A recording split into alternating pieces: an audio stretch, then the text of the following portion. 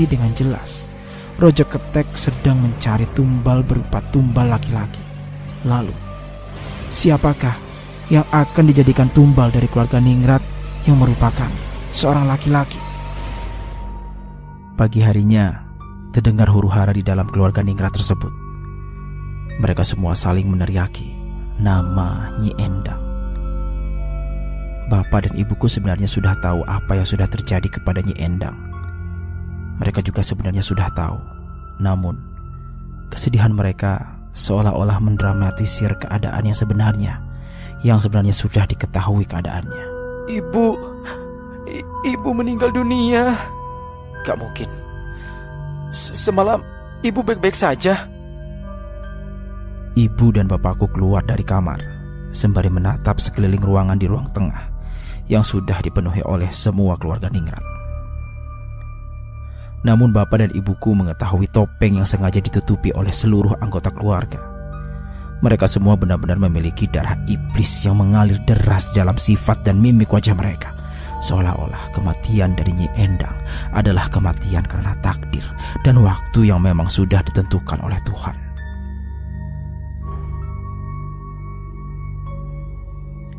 Perlahan, bapakku mendekati jasad Nyi Endang yang sudah ditutupi oleh kain berwarna putih. Bapakku pun mengangkat sedikit kepalanya sembari mengusap-ngusap bagian tengkuk dari Nyi Endang. Ketika bapakku mengusap-ngusap bagian tengkuk Nyi Endang, tiba-tiba Mas Pangarep memegangi leher bapakku sembari menekannya dengan kuat. "Mau kau apakan ibuku, ha?" Bapak hanya tersenyum. Dia tahu bahwa kematian dari Nyi Endang bukanlah kematian yang tanpa sebab. Kematian Nyi Endang telah direncanakan agar menjadi tumbal dari Ngepri Ketek yang dijalankan oleh keluarga Ningrat ini. Aku ingin memastikan, apakah benar kematian Nyi Endang karena penyakit bawaannya? Tapi setelah aku pegang tekuknya, ada beberapa kejanggalan. Mas Pangarep makin menekan leher bapakku. Namun dengan cepat, bapakku langsung mengancam Mas Pangarep. "Aku tahu kelakuanmu, Mas. Semakin dikubur, semakin tercium bau busuknya. Semakin kamu menekan leherku hingga patah, maka semakin kuat kecurigaanku terhadap praktek pesugihan yang kalian lakukan." Mas Pangarep pun segera melepaskan tangannya. Ia kembali ke tempat duduk sembari menatap tajam bapakku yang masih memegangi tengkuk Nyi Endang. Saat dimana bapakku berada dalam posisi yang dipandangi oleh banyak keluarga Ningrat, ibuku segera mendekati bapakku. "Pak, ada apa?" "Bu, pegang tengkuknya." Ibuku pun langsung memegang tengkuk leher milik Nyi Endang. Saat ibu memegang tengkuknya, ia terkejut bukan main. Ternyata bagian tengkuk dari Nyi Endang ini sudah kopong atau kosong. "Bu, cek bagian bawahnya lagi," ucap bapakku. Ketika ibu mengecek bagian bawah tengkuk, ia merasakan hal yang sama. Bagian dari punggung Nyi Endang telah penuh dengan luka cakaran yang menggores ketiga sudut yang berbeda. Pertama pada bagian belakang tangan kanan hingga ke bagian punggung. Bagian ini adalah bagian yang sangat panjang dan cukup besar. Sampai-sampai ibu juga merasakan sedikit bagian yang kasar dari tempat itu. Dan ternyata itu adalah tulang bagian punggung yang sedikit terbuka. Lalu yang kedua bagian dari rusuk kanan hingga rusuk bagian kiri. Bagian ini tidak terlalu lebar, namun cukup jelas garis cakaran yang bisa diraba dengan menggunakan tangan. Yang terakhir bagian perut sebelah kanan hingga ke bagian perut sebelah kiri. Bagian ini sangat sensitif. Sampai-sampai ibu merasakan ada sedikit cairan yang keluar dari bagian tersebut dan memiliki bau yang sangat busuk. Lalu bapakku melihat bagian lainnya seperti bagian kedua tangan termasuk pergelangannya yang sudah lebam dan terdapat bekas ikatan tali yang sangat kuat. Bapakku sempat terkejut ketika melihat bagian tangan dari Nyi Endang. Dia langsung menatap Mbak Ayu dan Mas Pangarep karena keduanya adalah dalang dari kematian Nyi Endang sendiri saat ritual semalam dijalankan. Usut demi usut ternyata ketika ritual berlangsung, kedua tangan Nyi Endang diikat menggunakan tali di tempat tidurnya dengan tubuh terlentang dan wajah menghadap ke arah kasur. Bukan hanya itu saja, Penyiksaan dilakukan ketika Nyi Endang dalam keadaan bugil dan tidak berbusana sedikit pun. Dengan begitu, Nyi Endang disiksa habis-habisan oleh Rojo Ketek hingga membuat 3 cakaran yang sudah membuat nyawanya menghilang. Ibuku tiba-tiba menangis. Dia bukan menangis karena kematian dari Nyi Endang saja, melainkan saudara-saudaranya yang berlaku kejam dalam menginginkan kekayaan terhadap ritual yang mereka jalani. "Bu, hari ini kita harus pindah," ucap bapakku. Ibuku hanya mengangguk. Hatinya benar-benar sudah sakit karena perilaku saudara-saudaranya yang tega melakukan ritual ngipri ketek untuk membunuh ibunya sendiri. Bapakku pun langsung membangunkan ibuku. Tidak lama kemudian, datanglah banyak warga yang mendengar atas kematian dari Nyi Endang. Satu persatu warga tersebut memeluk Mas Pangarep, Mbak Ayu, Mbak Neneng, dan yang lainnya. Bapakku melihat dengan jelas mimik wajah mereka yang terkesan sangat munafik karena telah memperalat kesedihannya sebagai penutup dari aib dan kesalahan fatal dalam kehidupan mereka. Untuk menutupi kesedihan ibuku, Bapak langsung mengajak ibuku untuk masuk ke dalam kamar. Sampai penguburan dari Nyi Endang dilaksanakan. Saat dimana bapakku membawa masuk ibuku ke dalam kamar, tamu-tamu dari keluarga Ningrat pun mulai berdatangan. Namun sesuatu yang aneh pun terjadi. Bapakku merasa seluruh ruangan seperti berputar. Hawa di dalam kamar pun tiba-tiba menjadi panas. "Pak, ada apa? Siapa yang datang, Bu?" "Oh, itu keluarga Ningrat, keluarga Brotoseno." "Keluarga dari mana, Bu?" "Keluarga dari barat. Mereka semua adalah orang-orang yang memiliki titah dalam melanjutkan keraton. Namun mereka menolak hal tersebut." "Loh, mengapa mereka tidak menduduki keraton?" "Mereka termasuk Getih Rengket." "Getih Rengket?" "Ya, Getih Rengket, pemilik darah kotor, pengkhianat keraton di masa lalu." Saat bapak dan ibuku sedang membicarakan hal tersebut, tiba-tiba Mbak Ayu mengetuk pintu sembari mengatakan sesuatu dari luaran kamar. "Mas Sarto, bisa keluar sebentar?" Ibu langsung memegangi tangan bapakku yang masih gemetaran ketika mendengar nama Brotoseno.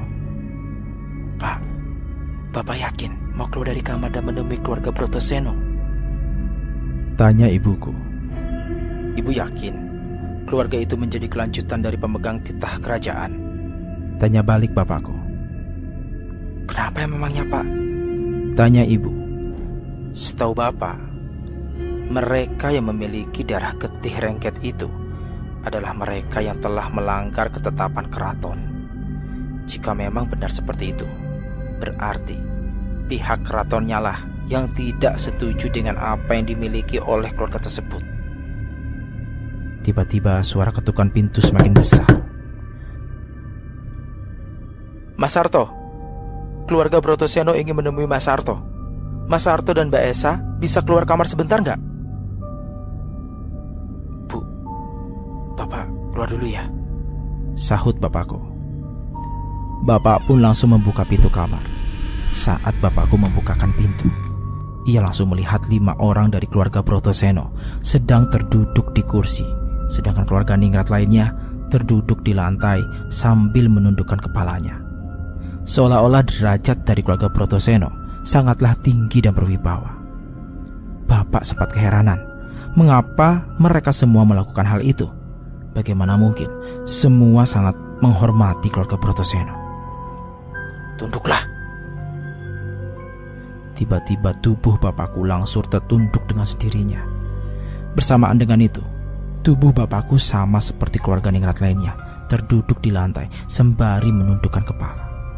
Bahkan kepala bapakku sulit digerakkan, seperti tertahan sesuatu, hingga tidak bisa menatap dengan jelas satu persatu wajah dari keluarga Brotoseno. "Artonegoro, darah birumu berasal dari timur, kan?" "Oke," jawab bapakku. "Perkenalkan, aku bapakku adalah Angkoro, pemimpin dari keluarga Brotoseno. Mendengar namanya saja, bapakku tidak bisa berkutik sama sekali. Dari ujung rambut hingga ujung kaki, bapakku merasakan hawa merinding yang benar-benar membuat bapakku tidak bisa melakukan apapun. Nyi Endang akan kami bawa ke tempat para keluarga Ningrat.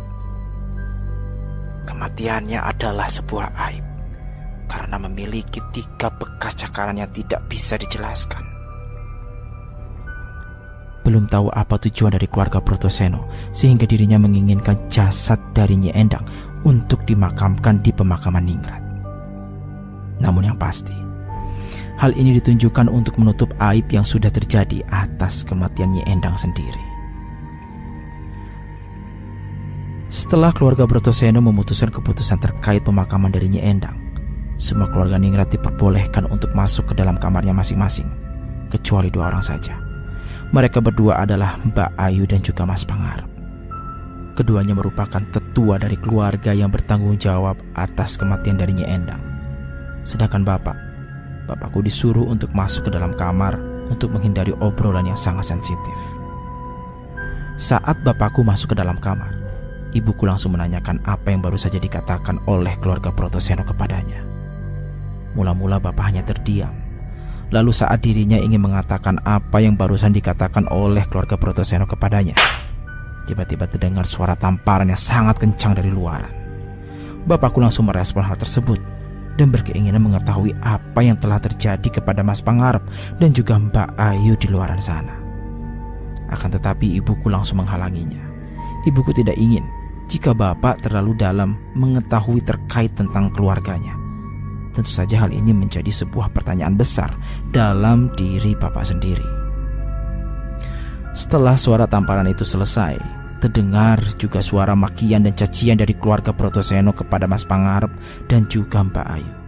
Sepertinya keduanya telah melakukan sesuatu hingga membuat keluarga Brotoseno menjadi marah besar. Karena memang keluarga Brotoseno adalah keluarga yang seharusnya memangku jabatan keraton, sehingga dalam upayanya untuk menaungi keluarga-keluarga lainnya, keluarga Brotoseno sangat tegas akan hal tersebut. Lama sepertinya obrolan di antara keluarga Brotoseno dan juga Mas Pangarep bersama Mbak Ayu. Keduanya benar-benar memiliki rahasia tersendiri terkait dengan kematian Nyi Endang. Namun di sisi lain, bapakku juga memikirkan sesuatu yang terjadi atas kematian Nyi Endang. Bapak memiliki pemikiran bahwa keluarga Brotoseno juga berkecimpung dalam kematian Nyi Endang. Bisa dibilang, ada 2 kemungkinan yang memang bisa terjadi di luar nalar.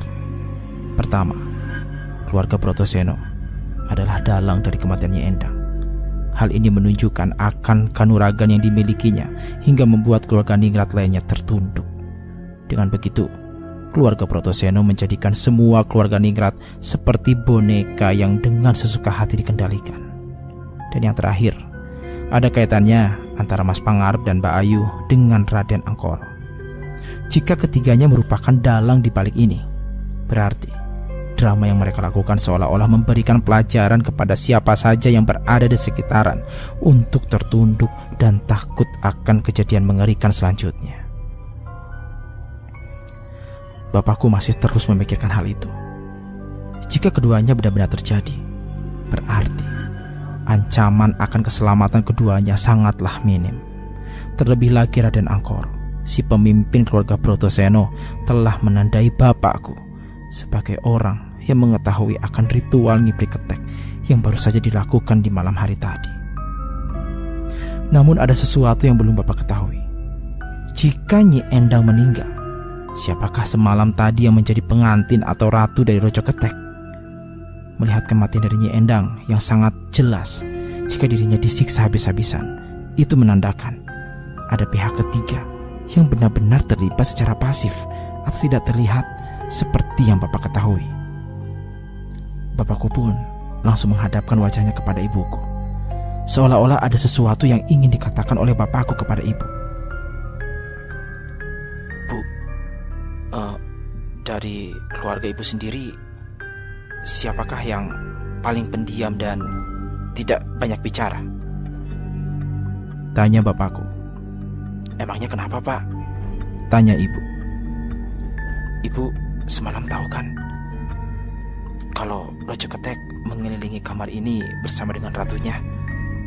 Jika dilihat dari kematiannya Endang, berarti ada Ratu Ketek di rumah ini. Dan Ratu Ketek yang kemungkinan berada di rumah ini adalah orang yang tidak banyak bicara dan terlihat sangat pasif. Ibu pun kemudian berpikir sejenak. Dia mencari-cari siapa dari anggota keluarganya yang memiliki sifat demikian. Jika memang sudah diketahui, berarti ada hubungannya dengan Ratu Ketek dan juga keluarga Brotoseno. Bisa dibilang, Ratu Ketek inilah yang mengetahui kapan ritual selanjutnya akan berjalan. Siapa, Bu? Tanya bapakku. Mbak Neneng kah? Ibu yakin? Tanya bapakku kembali. Iya, Pak. Sepertinya Mbak Neneng. Bapakku hanya terdiam. Dia sedikit mengingat beberapa kejadian yang telah terjadi yang mengaitkan Mbak Neneng dengan Nyi Endang. Bermula dari kejadian beberapa waktu lalu saat Mbak Neneng berada di dalam kamar sedang menyisir Nyi Endang. Lalu gerak-gerik yang mencurigakan ketika malam hari tiba. Apakah Mbak Neneng termasuk Ratu Ketek dari keluarga Ningrat ini? Setelah sudah berada di ujung pikiran, tiba-tiba terdengar suara ketukan pintu dari luaran. Mbak Ayu mengetuk pintu untuk kedua kalinya. Bapak pun langsung membukakan pintu kamar dan ingin mengetahui apa yang diinginkan oleh Mbak Ayu. Mas Sarto dipanggil oleh Raden Angkoro, kata Mbak Ayu. Oh, oke. Siap, Mbak. Bapakku langsung menuju ke tempat Raden Angkoro. Karena memang masih mendepankan adab, bapakku tertunduk secara perlahan. Lalu dia berjalan menggunakan dengkulnya sembari kedua tangannya menyentuh lantai sebagai dorongan. Kepala tetap menunduk sebelum akhirnya pihak yang dimaturi atau ditemuinya benar-benar menyuruhnya berhenti. Berhenti. Tiba-tiba tubuh bapak langsung mematung dan terdiam tak bergerak. Lagi-lagi bapak merasakan aura yang sangat kuat hingga membuat apa yang dikatakannya benar-benar langsung terjadi. Artonegoro, kabarnya istrimu sedang hamil, ucap Raden Angkoro dengan suara yang tegas, namun benar-benar membuat tubuh bapakku merinding seketika. Nggih, Raden. Jika anak pertamamu perempuan, dia harus dijadikan sebagai ruatan untuk keluarga ini. Kami sudah sepakat untuk meruat anakmu sebagai pembawa sial dari keluarga ini. Jelas Raden Angkoro. Maksudnya, Raden? Tanya bapakku. Dalam keluarga Brotoseno, jika anak yang pertama dilahirkan adalah perempuan, maka anak itu akan diruat dan ditumbalkan untuk penyelamat keluarga. Sama seperti dengan keluarga dari Nyi Endang. Seharusnya Ayu itu ditumbalkan untuk menyelamatkan keluarga ini agar tidak sial. Namun bapaknya benar-benar keras kepala. Jadi setelah kematian semua kepala keluarga Ningrat ini, aku adalah orang tua kalian semua. Apa yang aku katakan, itulah titah. Mendengar hal tersebut, batin bapak langsung memberontak. Bapak tidak ingin jika anaknya dijadikan tumbal hanya untuk kepentingan dari keluarga Brotoseno ataupun keluarga Ningrat lainnya. Karena baginya, kelahiran anak pertama adalah sesuatu yang dinanti-nantikan. Bagaimana, Artonegoro?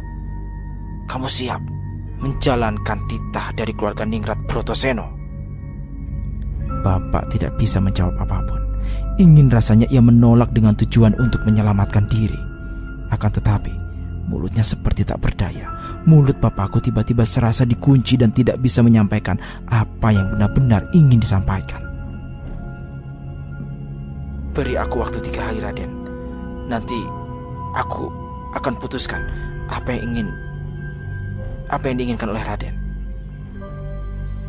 Baiklah kalau begitu. 3 hari tidak terlalu buruk. Terima kasih Raden. Akan tetapi, jika kamu berkhianat. Tiba-tiba, bapakku merasakan kehadiran salah satu dari rumor keraton yang sangat mengerikan. Dia adalah penjagal dari keraton yang dikenal sangat bengis dan mengerikan dalam menyiksa siapa saja yang tidak menuruti titah rajanya. Aku tidak akan segan untuk membuat kalian semua menderita. Saat bapakku perlahan menghadapkan wajah ke arah Raden Angkoro, tepat di belakangnya sudah terlihat sosok penjagal keraton yang dirumorkan secara turun-temurun. Dia memiliki aura mematikan yang sangat mengerikan. Ternyata Raden Angkoro memiliki banyak kodam penjaga yang dia ambil dari seluruh keluarganya secara paksa. Bapak pun sempat membenarkan apa yang dikatakan oleh ibu terkait pemimpin keluarga Brotoseno.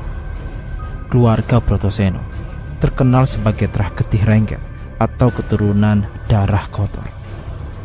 Maksud dari Trah Getih Rengket di sini adalah mereka yang memiliki daya dan upaya yang bisa membahayakan keraton dan mampu memecah belah semua orang-orang di dalamnya. Bersamaan dengan itu, keluarlah Mbak Neneng dari kamar sembari membawa selendang.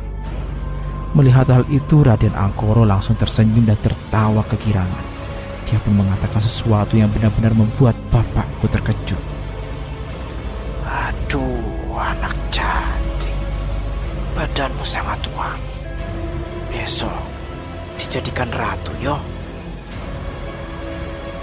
Bapak yang mendengar hal tersebut langsung kaget.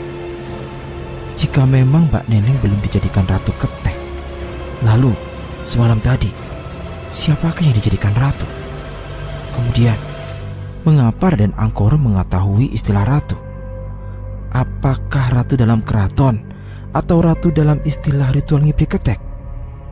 Jika memang Raden Angkoro ada hubungannya dengan ritual ini, peran apakah yang akan diambil oleh Raden Angkoro? Apakah dirinya ada hubungan dekat dengan Raja Ketek? Saat semua keluarga sudah kembali setelah pemakaman Nyi Endang di pemakaman khusus keluarga Ningrat, bapakku masih memikirkan apa yang baru saja disampaikan oleh keluarga Brotoseno saat dimana dirinya menjadikan keluarga Ningrat ini sebagai keluarganya sendiri dengan menyamaratakan seluruh tradisi mereka terhadap tradisi keluarga Ningrat. Begitu pula dengan hal lainnya, bapakku juga masih terngiang-ngiang akan perkataan lainnya, termasuk perkataan ratu saat menyebutkan Neneng dengan sebutan itu. Masih banyak misteri yang belum terpecahkan dari keluarga Brotoseno dengan keluarga Ningrat dari ibuku. Andai saja Nyi Endang masih hidup, mungkin dirinya akan memberikan sedikit penjelasan terkait keluarga Brotoseno kepada bapak dan juga ibuku. Selama ini Nyi Endang tidak banyak membuka suara terkait keluarga lainnya, termasuk keluarga Brotoseno, hingga hari kematiannya tiba. Namun, ada saat di mana salah satu anggota keluarga yang benar-benar tidak peduli dengan kaitannya antara keluarga Brotoseno dan juga keluarganya sendiri. Dia adalah Mas Krishna. Seperti ada sesuatu yang memang disembunyikan oleh Mas Krishna. Sampai-sampai ketika pemakaman ibunya telah selesai, dia membawa semua barang-barangnya dan bermaksud untuk pindah ke arah barat, dekat kota Kembang.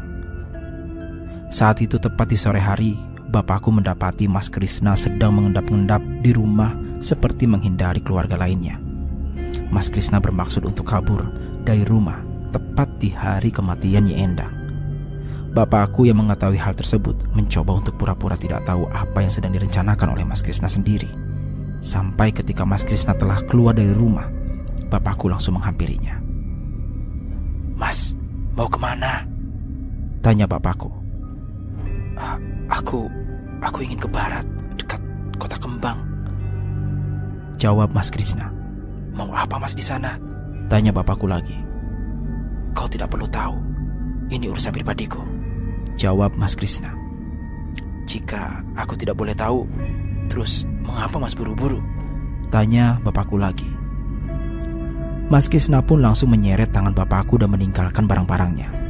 Mas Krishna membawa bapakku tepat di hadapan rumah yang sepi dan tidak banyak lalu lalang orang-orang yang ada di sekitarannya.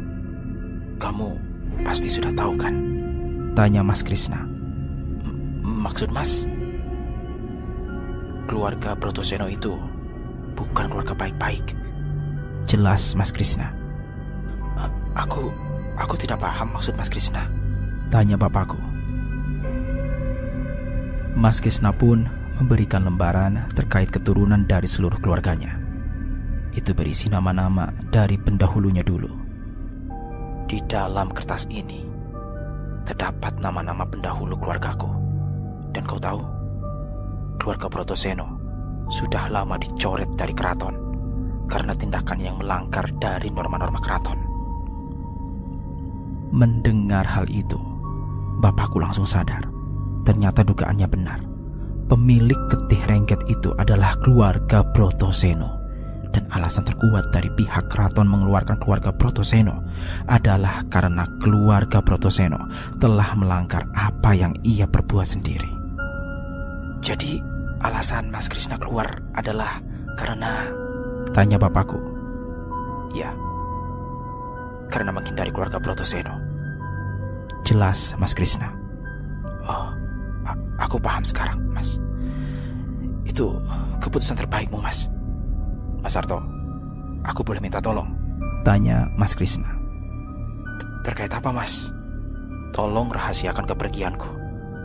Aku tidak ingin semua anggota keluarga tahu jika aku pergi ke barat hanya untuk menghindari titah dari keluarga Brotoseno. Sebegitu menakutkannya titah dari keluarga Brotoseno, sampai-sampai Mas Krishna sendiri melarikan diri menuju barat yang berdekatan dengan kota Kembang. Di sisi lain, keputusan dari Mas Krishna benar-benar tepat. Dia sengaja menghindari hal tersebut agar dirinya tidak terikat dengan aturan yang telah dibuat oleh keluarga Brotoseno sendiri. Namun ada sesuatu hal yang masih menjanggal dalam pikiran bapakku.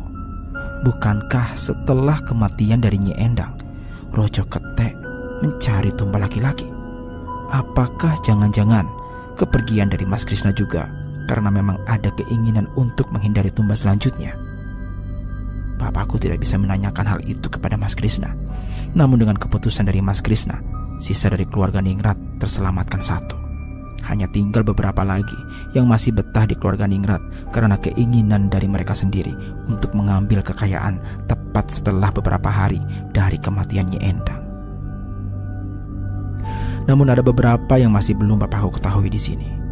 Apakah karena memang keterkaitan dari keluarga Brotoseno dalam mencampuri urusan pesugihan ini sehingga keluarga Ningrat menunggu semua keputusan dari keluarga Brotoseno? Malam harinya, keluarga Ningrat diributkan dengan kepergian Mas Krishna. Mereka mempertanyakan satu persatu anggota keluarga lainnya terkait keberadaan Mas Krishna, termasuk bapakku sendiri. Namun karena memang bapakku memegang janji kepada terkait kepergian Mas Krishna, bapak pun tidak menjawab apapun. Bapak hanya tidak ingin jika ibuku lebih dalam ikut serta dalam titah keluarga Brotoseno. Malam itu juga, semua keluarga pun benar-benar kehilangan arah. Mereka seperti kehilangan pilihan antara satu sama lain. Bapakku menyadari ada sesuatu yang menjangkal di sini. Bisa dibilang, apa yang diinginkan oleh keluarga Ningrat karena memang ingin menjadikan Mas Krishna sebagai tumbal selanjutnya, atau karena memang Mas Krishna sendiri membawa lembaran asli dari seluruh keturunan keluarga Ningrat yang memungkinkan bisa membocorkan rahasia terbesar antara keluarga Ningrat dan juga keluarga Brotoseno. Sialan, mengapa Krishna bisa lari dari rumah ini? Teriak Mas Pangarep sambil menggebrak meja. Kita harus cari Krishna sampai ketemu, ucap Mbak Ayu dengan perasaan yang was-was. Tidak berapa lama kemudian, pintu diketuk oleh orang yang tidak dikenal. Namun hawa keberadaan ini sangat familiar. Bapakku merasakan hawa yang busuk dan benar-benar ingin lari dari ruangan ini. Jangan-jangan, ucap Mas Pangarep dengan nada bicara yang penuh ketakutan. Mas Pangarep pun langsung menuju ke depan rumah dan membukakan siapa yang hadir. Baru saja dia membukakan pintu, tiba-tiba tamparan keras melayang tepat di bagian pipi sebelah kanan Mas Pangarep hingga dia terjatuh. Itu Raden Angkoro, ucap Mbak Ayu. Semua anggota Ningrat pun langsung menunduk untuk menghindari amukan dari keluarga Brotoseno. Mereka tahu kedatangan dari keluarga Brotoseno karena ingin membahas akan kepergian dari Mas Krishna. Ampun Kang Mas Raden, aku nggak tahu jika harus seperti ini. Dia pergi begitu saja saat kami beristirahat, jelas Mas Pangarep. Raden Angkoro menendang perut Mas Pangarep hingga kesakitan. Lalu dia melangkah menuju Mas Pangarep dan menjambak rambut Mas Pangarep dengan kencang. Ampun Kang Mas Raden. Kamu mau kalau kamu yang aku jadikan sebagai tumbal berikutnya? Tanya Raden Angkoro. Tidak Kang Mas Raden. Kamu tahu kan Rojo Ketek butuh apa? Butuh pengawal Kang Mas Raden.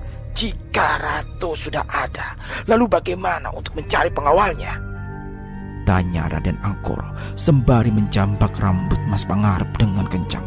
Sakit Kang Mas Raden, ucap Mas Pangarep. Sedangkan anggota keluarga lainnya, mereka semua tidak ada yang berani untuk mengatakan apapun sewaktu Raden Angkoro menyiksa Mas Pangarep. Bapakku terus memegangi perut ibuku sembari mengatakan sesuatu. Diam Bu, dan tetap menunduk. Raden Angkoro pun berjalan ke arah anggota keluarga lainnya sembari menginjaki tubuh Mas Pangarep yang sudah tidak berdaya. Dalam keadaan yang benar-benar kesal dan penuh emosi, Raden Mas Angkoro pun menatap satu persatu anggota keluarga yang lainnya. Ayo. Iya Kang Mas Raden. Kamu tahu di mana Cucungok itu lari? Tidak tahu Raden. Raden Angkoro pun langsung mendekati Mbak Ayu dan menamparnya dengan 2 kali tamparan yang sangat keras. Sugeng, apa tugasmu? Mas Sugeng hanya terdiam. Dia tidak mengatakan apapun kepada Raden Angkoro terkait kepergian dari Mas Krishna yang pergi dengan tiba-tiba. Dengan cepat, Raden Angkoro pun menendang bagian paha Mas Sugeng hingga terperosok ke bagian belakang. Hingga akhirnya Mas Raden Angkoro tiba di hadapan bapakku. Dia menurunkan sedikit tubuhnya sembari mengatakan sesuatu. Kau tahu kan di mana larinya Krishna? Bapakku hanya terdiam. Bapak tidak menjawab apapun selain dia menundukkan kepalanya. Aku tahu ada banyak rahasia yang kau sembunyikan dariku, tapi semuanya sudah aku ketahui. Raden Angkoro pun langsung pergi dari hadapan mereka dan mengatakan sesuatu kepada Mas Pangarep. Selesai ini, cari tumbal berikutnya. Siap Kang Mas Raden. Raden Angkoro pun meninggalkan mereka semua. Sesuatu yang menjadi kesimpulan dari bapakku adalah ternyata setelah kematian dari Nyi Endang, keluarga Brotoseno telah mengkonsep semua ritual dan pesugihan itu berjalan hingga mencari tumbal berikutnya. Karena itulah dia sangat marah ketika mendapati Mas Krishna pergi tanpa diketahui oleh keluarga lainnya. Bisa dibilang Mas Krishna akan dijadikan sebagai tumbal berikutnya. Namun jika Mas Krishna benar-benar lari dan tidak kembali lagi, lalu Raden Angkoro meminta kepada Mas Pangarep untuk mencarikan pengawal atau tumbal laki-laki berikutnya. Keluarga Brotoseno merupakan benar-benar keluarga yang sangat terhormat. Selain dia menjadi keluarga yang sangat ditakuti keluarga Ningrat lainnya, keluarga Brotoseno ini memiliki jejaringan dan relasi yang sangat luas. Sampai suatu ketika, Raden Angkoro meminta kepada Mas Pangarep dan juga Mbak Ayu untuk menyiapkan jamuan yang sangat mewah karena ada salah seorang pejabat yang mendatangi rumah. Bisa dibilang dia juga masih memiliki hubungan darah dengan keraton. Hal ini dibuktikan kedekatan antara keluarga Brotoseno dan para pejabat merupakan satu ikatan tali yang masih menyambung hingga beberapa dekade terakhir. Keluarga Brotoseno juga dipercaya sebagai wadah bagi solusi atas masalah yang dialami para pejabat itu. Beberapa pejabat daerah yang memang termasuk dalam kategori ini disebut dengan para pejabat rengket. Dalam kategori ini, pejabat yang memegang sebutan itu adalah para pejabat yang memang dikenal sebagai pejabat yang kotor. Saat dimana kehadiran pejabat ini diketahui oleh bapakku, bapak dan ibuku langsung buru-buru untuk menuju ke rumah Kang Waris. Alasannya sederhana, Jika memang para pejabat ini ada keikutsertaan dalam pesugihan yang keluarga Ningrat dan keluarga Brotoseno lakukan, maka bapak dan ibuku akan segera keluar dari rumah untuk benar-benar melakukan sebuah pati obor. Pati obor merupakan sebuah cara untuk mematikan hubungan tali silaturahmi. Cara ini bisa membuat atau menjadi keluarga peteng atau keluarga gelap yang menjadikan ketidakstabilan antara saudara yang satu dengan saudara lainnya. Pagi hari itu juga, bapak dan ibuku menuju ke rumah Kang Waris. Dengan perasaan yang sedikit takut, mereka berdua pun langsung bertemu dengan Kang Waris dan menyampaikan apa yang sedang Raden Angkor rencanakan. Kang, apakah pejabat yang akan datang ke rumah ini masih memiliki hubungan dengan keluarga Ningrat? Tanya bapakku. Masih. Bukan hanya dalam terah, namun mereka juga termasuk dalam bagian welut yang sangat licin dan dibenci oleh masyarakat sekitar. Bapak pun bingung. Apa maksud dari welut yang diungkapkan oleh Kang Waris kepada bapak? Welut itu adalah nama lain dari belut. Jika diartikan, adalah pejabat ini, pejabat yang memiliki sifat seperti belut, yang sangat licin dalam omongannya namun tidak sesuai dengan kinerjanya. Dia termasuk pejabat yang suka berlarian ke sana kemari ketika disuruh membuktikan hasil kerjanya. Ini termasuk dalam pejabat welut yang dibenci oleh masyarakat sekitar. Bapak pun paham. Ya, memang benar. Jika orang baik pasti akan ditemukan dengan orang baik. Begitupun sebaliknya. Jika orang licik, maka akan dipertemukan dengan orang licik pula. Semesta seperti sedang mempertemukan antara satu golongan dengan golongan yang sama, sebagai tanda dari kekuasaan Tuhan sendiri. Lalu, kapan saya harus keluar dari rumah itu, Kang? Tanya bapakku.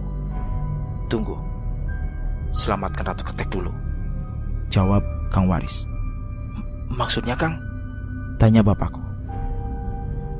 Ratu Ketek yang kamu tahu adalah dia yang memang sedang melaksanakan kontrak. Namun faktanya, dia adalah korban dari pesugihan ini. Ibuku pun langsung bergeming dan memikirkan apa maksud dari Kang Waris.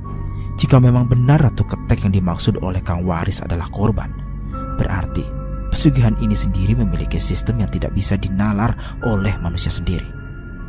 Kemudian Kang Waris menjelaskan lagi. Pesugihan yang dijalankan oleh keluarga Ningrat memiliki tingkatan. Mula-mula, dia akan tersistem dengan mempertemukan Raja dan Ratu Ketek, lalu mencari pengawal, dan yang terakhir adalah yang sangat mengerikan. Maksudnya, Kang? Tanya bapakku. Yang terakhir akan mencari tumbal dari orang-orang yang dikenalinya, jawab Kang Waris. Walau kita sudah melakukan pati obor, Kang? Tanya bapakku. Pati obor itu adalah menghilangkan jejak, bukan menghilangkan pertanda jika dirimu dan juga istrimu atau anakmu kelak akan dijadikan tumbal dan terus-menerus diteror sampai sekiranya benar-benar pesugihan ini selesai, jawab Kang Waris. Mendengar hal itu, bapakku langsung menghadap ke arah ibuku. Sampai saat di mana Kang Waris berdehem, bapakku pun langsung menatap kembali ke arah Kang Waris. Jangan risau. Pejabat itu datang hanya karena urusan duniawinya saja. Bukan ada keterkaitan dengan pesugihan yang dijalankan oleh keluarga Ningrat. Tapi jika disamakan dengan pesugihan yang sedang dijalankan oleh keluarga Ningrat, pejabat itu tidak ada bedanya. Jelas Kang Waris. Maksudnya, Kang? Tanya bapakku kembali. Sekelompok pejabat itu termasuk kepala hukum. Mereka juga memiliki perewangan atau peliharaan yang mana semuanya ditunjukkan untuk menjaga kekuasaannya. Jelas Kang Waris. Tanpa sengaja, Kang Waris telah membuka sedikit demi sedikit terkait pejabat-pejabat yang memang berlaku kotor. Tidak heran jika pertemuannya nanti bersama keluarga Brotoseno, pasti ada niat terselubung di antara keduanya. Menjadi manusia itu gak usah kagetan. Ada pejabat yang memang meminta-minta ke dukun. Ya, banyak. Ada kiai yang memang seorang dukun yang tidak terhitung. Jadi, fokuskan saja dirimu untuk menyelamatkan Ratu Ketek. Jelas Kang Waris. Tapi Kang, kapan waktunya? Tanya bapakku. Setelah si pengawal sudah diketahui?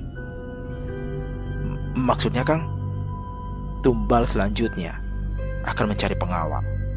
Berhubung targetnya sudah lepas, maka ada dua kemungkinan yang terjadi. Bapakku langsung terdiam sembari memikirkan jawaban setelahnya. Mungkin apa yang selama ini bapakku pikirkan adalah jawaban yang sama seperti apa yang Kang Waris ucapkan. Tumbal selanjutnya akan berasal dari salah satu pihak, baik itu keluarga Ningrat ataupun keluarga Brotoseno. Keduanya adalah satu sama lain yang masih berhubungan. Akhirnya terungkap. Teruntuk tumbal selanjutnya kemungkinan besar akan jatuh dari salah satu keluarga besar itu. Memang terlihat sangat mendominan adalah keluarga Ningrat. Masih ada beberapa anggota keluarga Ningrat yang laki-laki. Itu menandakan jika korban selanjutnya adalah tumbal yang akan dijadikan sebagai pengawal dari Rojo Ketek sendiri. Setelah mengobrol-ngobrol dengan Kang Waris, akhirnya usai. Bapak dan ibu pun langsung kembali ke rumah. Keduanya tidak menginginkan adanya kecurigaan yang terjadi dari keluarga Ningrat selama keduanya bepergian. Sesampainya di rumah, bapak dan ibuku langsung melihat Mbak Neneng yang sedang terduduk sendirian di kursi sofa sembari memegangi sisir milik ibu. Mbak Neneng, tumben sendirian? Tanya ibuku sembari memegangi perut. Mbak Neneng menatap wajah ibuku dengan tatapan yang sedikit sedih.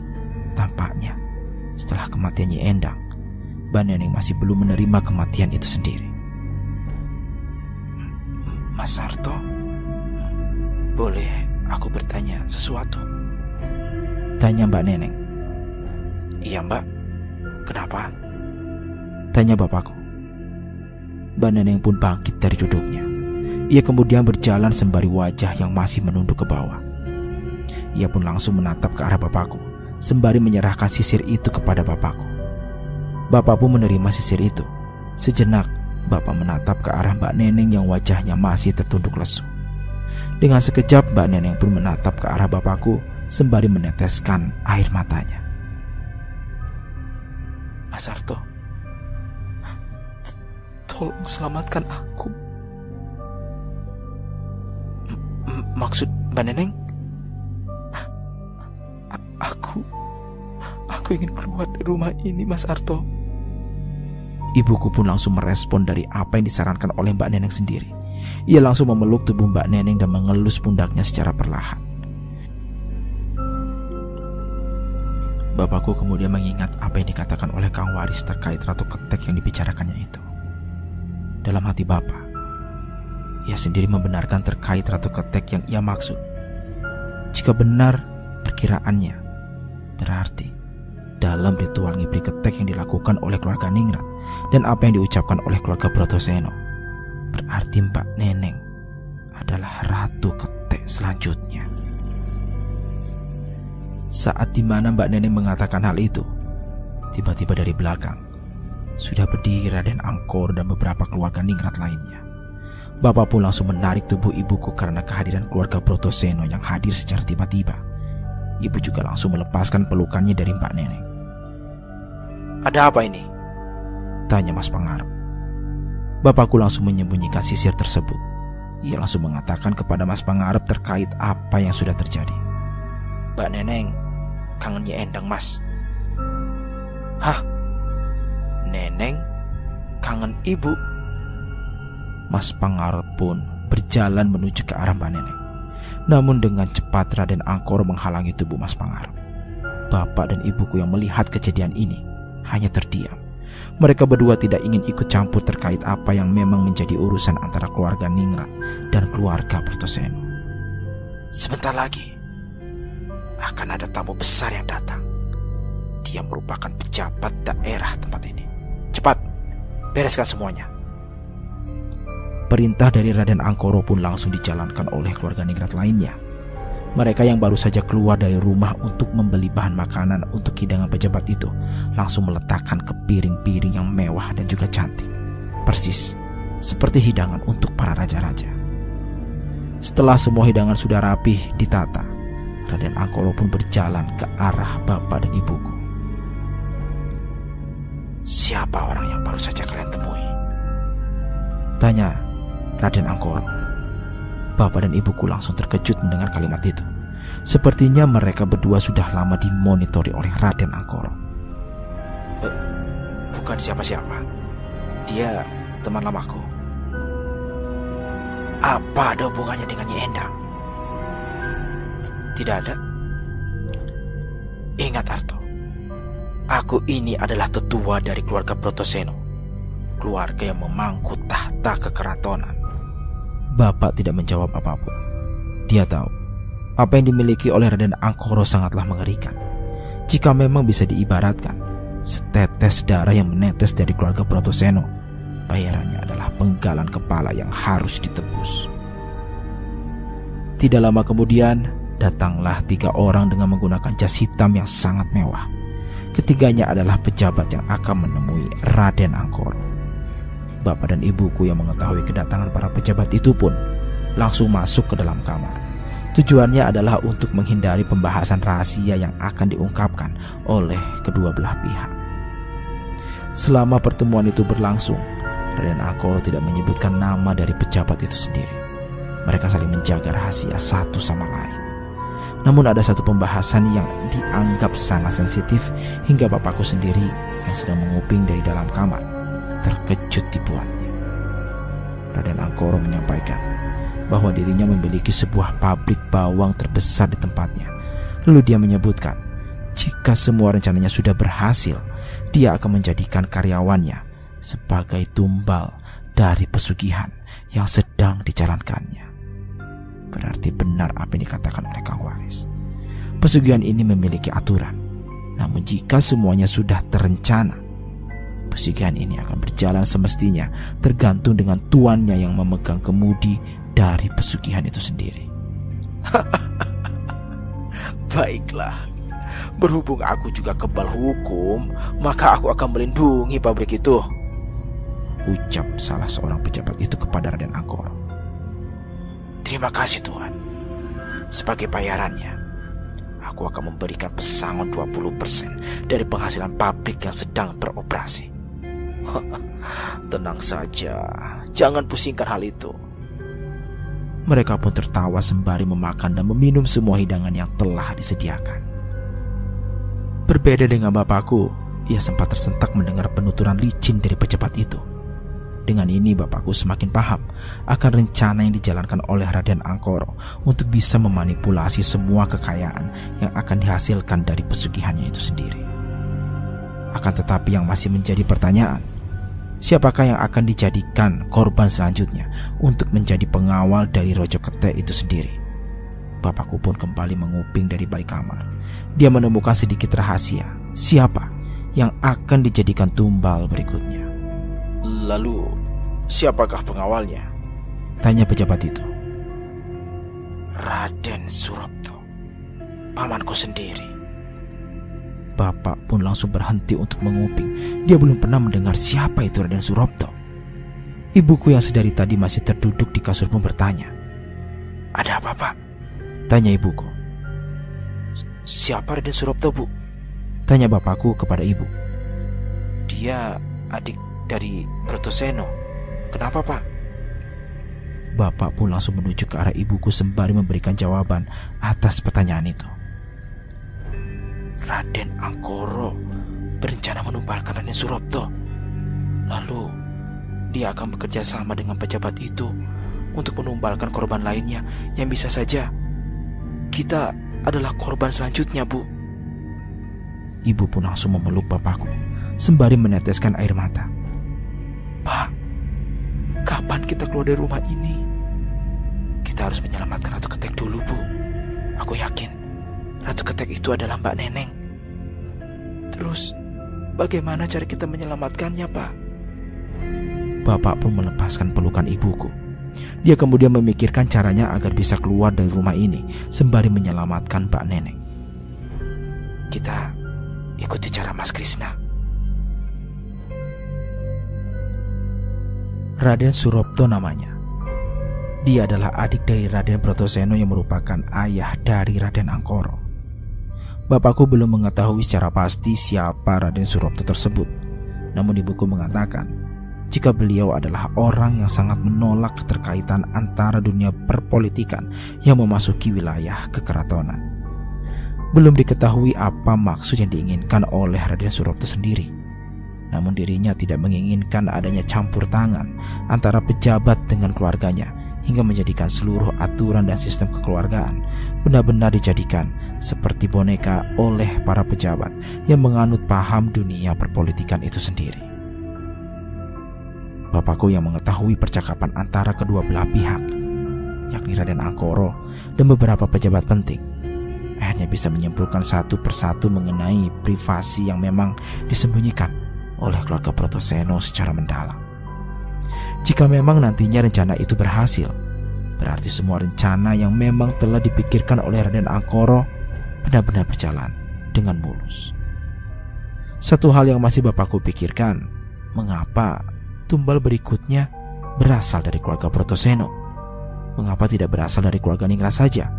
Padahal di keluarga Ningrat sendiri masih ada beberapa orang yang bisa dijadikan tumbal berikutnya. Jikalau Raden Angkoro mau, mungkin saja dirinya akan menumbalkan Mas Sugeng terlebih dahulu. Mengapa Mas Sugeng? Jika dipikirkan, peran Mas Sugeng di keluarga Ningrat tidak banyak. Dia hanya menjadi pengikut dari Mas Pangarep, sehingga jika Raden Angkoro mau, kemungkinan besar dia akan menumbalkan Mas Sugeng untuk menjadikan pengawal dari Rojo Ketek. Namun jika Raden Angkoro memang berkeinginan untuk mencari tumbal yang berasal dari keluarganya sendiri, berarti ada beberapa kesimpulan yang mungkin bisa ditarik. Pertama, Raden Angkoro tidak menginginkan adanya kecurigaan dari keluarga Ningrat untuk bisa menjalankan apa yang menjadi hak keinginan dan rencana terbesarnya. Kedua, diketahui Raden Suropto merupakan satu-satunya anggota keluarga dari keluarga Brotoseno yang tidak menyukai langkah dari Raden Angkoro. Dia adalah satu-satunya dari keluarga Brotoseno yang mengecam Raden Angkoro ketika memasukkan politik ke dalam kekeluargaan kekeratonan. Yang ketiga, alasan lainnya yang benar-benar kuat adalah mungkin saja Raden Angkoro memiliki sebuah rencana besar terkait mengapa dirinya menumbalkan Raden Suropto yang merupakan bagian dari keluarganya sendiri. Jika benar apa yang memang dipikirkan bapakku, Raden Angkoro melakukan hal ini karena memang dalam pesugihan ini cukup mencari 2 tumbal pertama untuk mendapatkan banyak tumbal lainnya. Bisa dibilang kunci utama dalam melakukan pesugihan ini adalah dengan cara menumbalkan 2 orang untuk mendapatkan banyak tumbal lainnya. Bapakku yang menyadari hal ini langsung terkejut. Dia langsung mengatakan kepada ibuku terkait apa yang baru saja dipikirkannya. "Bu, di mana rumah Raden Suropto?" tanya bapakku. Dia di sebuah pelinggihan yang jaraknya tidak jauh dari tempat ini, Pak." "Bu, ini benar-benar gawat. Maksud Bapak, kenapa? Jika Raden Suropto ditumbalkan, maka kita semua akan terkena imbasnya, Bu." Ibuku masih belum paham terkait apa yang menjadi jalan pikiran dari bapakku. Dia sendiri masih ragu jika memang Raden Suropto yang akan dijadikan tumbalnya. Kunci dari rencana Raden Angkoro adalah ketika dia menyebutkan akan menumbalkan karyawannya. Jika dipikirkan, maka pesugihan ini berjalan tidak selektif lagi, Bu. Jelas bapakku. Maksud Bapak gimana sih, Pak? Ibu tidak paham. Bapakku mencoba untuk menenangkan diri.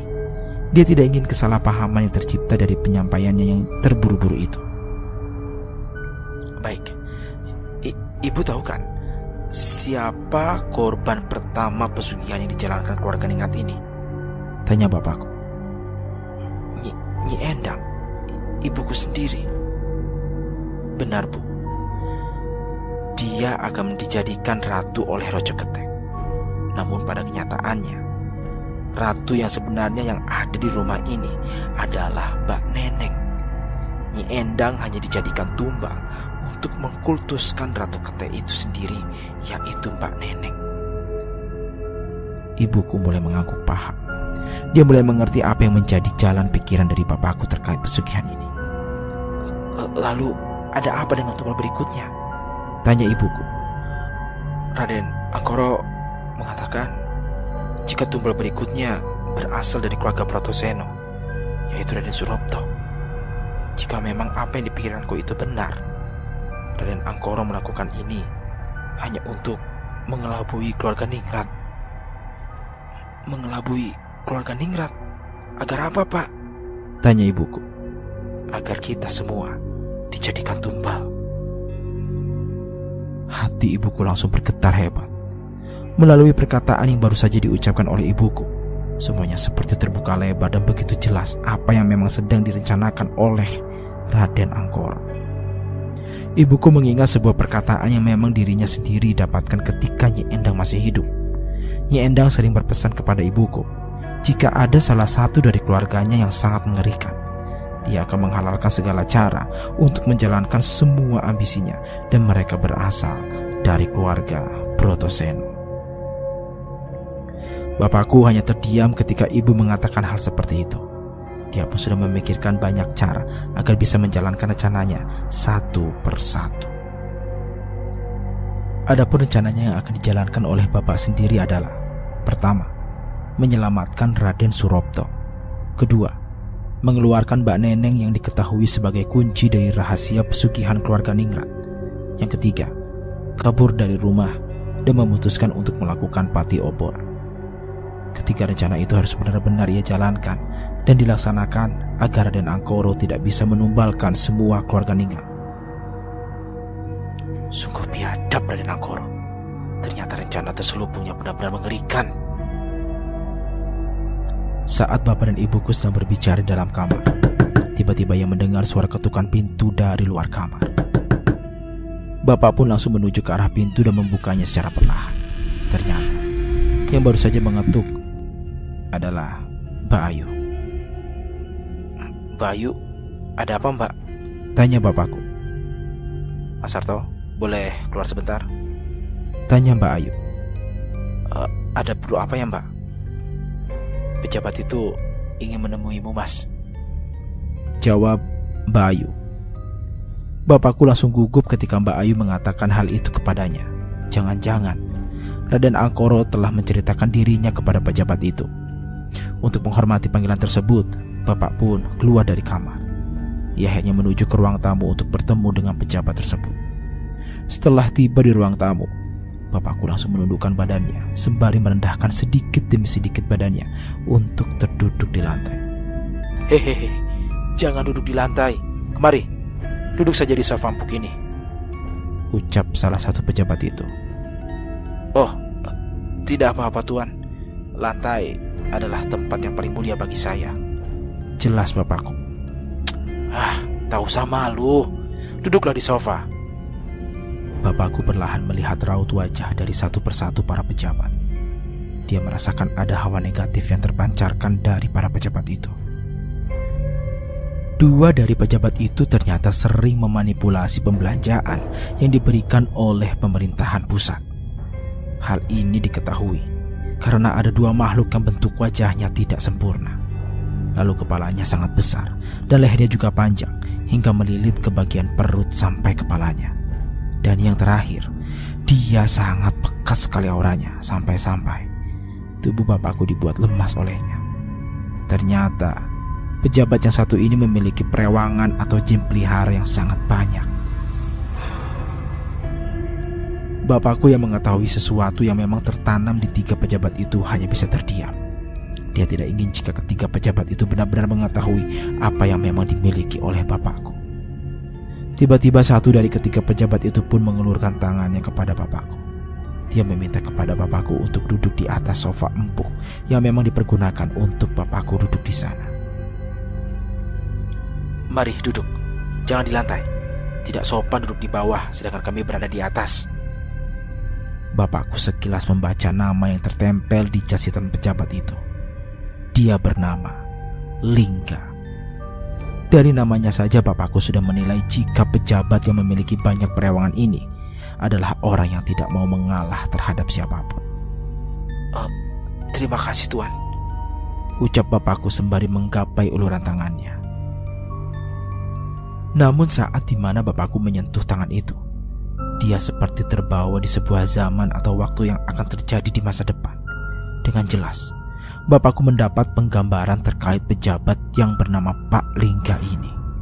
Bapakku melihat seorang wanita yang sedang tertidur, lalu kedua tangannya diikat oleh buntut dari Rojo Ketek. Saat dimana wanita itu tidak bergerak, bapakku langsung menghampirinya dan membisiki wanita tersebut. Tenangkan dirimu, jangan takut. Lalu wanita itu pun langsung menenangkan dirinya dan memukul kedua tangannya ke arah tembok. Sontak saja buntut dari Rojo Ketek pun terlepas. Wanita itu berlari hingga masuk ke dalam kamar. Ia pun melihat Rojo Ketek berjalan ke arahnya secara perlahan. Rojo Ketek itu terhalang oleh sesuatu yang menggunakan pakaian ala keraton.